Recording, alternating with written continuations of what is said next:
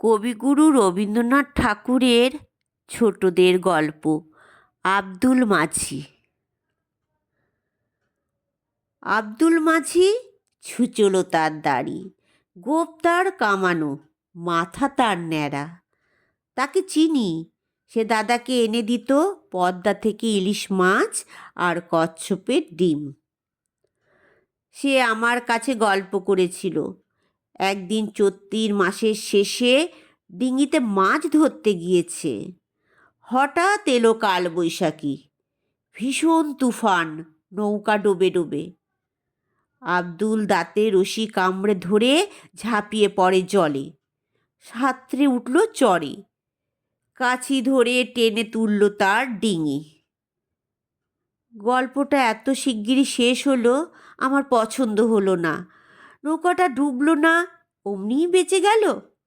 এ তো গপ্পই নয়, বারবার বলতে লাগলুম।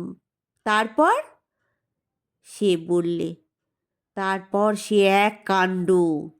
দেখি এক নেকড়ে বাঘ, ইয়া তার গোঁফ জোড়া। ঝড়ের সময় সে উঠেছিল ওপারের গঞ্জের ঘাটের পাকুড় গাছে। দমকা হাওয়া যেমনই লাগলো, গাছ ভেঙে পড়ল পদ্মায়। বাঘ ভায়া ভেসে যায় জলের তোরে। খাবি খেতে খেতে উঠল সে চড়ে। তাকে দেখেই আমার রশিতে লাগালুম ফাঁস। জানোয়ারটা এত বড় চোখ পাকিয়ে দাঁড়ালো আমার সামনে। সাঁতার কেটে তার জমে উঠেছে খিদে। আমাকে দেখে তার লাল টকটকে জিভ দিয়ে নাল ঝরতে লাগলো। বাইরে ভিতরে অনেক মানুষের সঙ্গে তার চেনাশোনা হয়ে গেছে, কিন্তু আব্দুলকে সে চেনে না। আমি ডাক দিলুম, আও বাছা। সে সামনের দুপা তুলে উঠতেই দিলুম তার গলায় ফাঁস আটকিয়ে।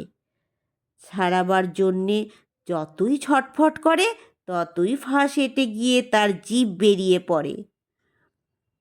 এই পর্যন্ত শুনেই আমি ব্যস্ত হয়ে বললুম, আব্দুল, সে মরে গেল নাকি?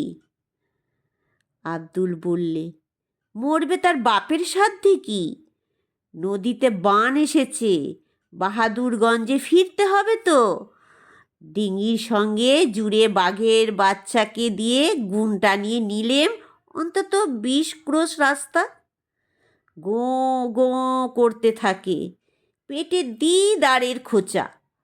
10-15 ঘন্টার রাস্তা 1.5 ঘন্টায় পৌঁছে দিলে। তারপরের কার কথা আর জিজ্ঞেস করো না বাবা, জবাব মিলবে না। আমি বললুম, আচ্ছা বেশ, বাঘ তো হলো, এবার কুমির? আব্দুল বললে, জলের উপর তার নাকের ডগা দেখেছি অনেকবার।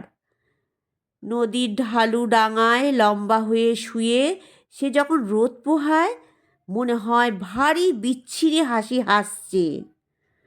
বন্দুক থাকলে মোকাবিলা করা যেত, লাইসেন্স ফুরিয়ে গেছে। কিন্তু মজা হলো, একদিন কাচি বেদিনী ডাঙায় বসে দা দিয়ে বাখারি চাচ্ছে, তার ছাগলছানা পাশে বাঁধা। কখন নদীর থেকে কুমিরটা পাটার ঠ্যাং ধরে জলে টেনে নিয়ে চলল। বেদিনী একেবারে লাফ দিয়ে বসলো তার পিঠের উপর, দা দিয়ে ওই দানো গিরগিটির গলায় পোঁচের উপর পোঁচ লাগালো। ছাগলছানা ছেড়ে জন্তুটা ডুবে পড়ল জলে। আমি ব্যস্ত হয়ে বললুম, তারপরে? আব্দুল বললে, তারপরের কার খবর তলিয়ে গেছে জলের তলায়, তুলে আনতে দেরি হবে। আসছেবার যখন দেখা হবে, চর পাঠিয়ে খোঁজ নিয়ে আসবো।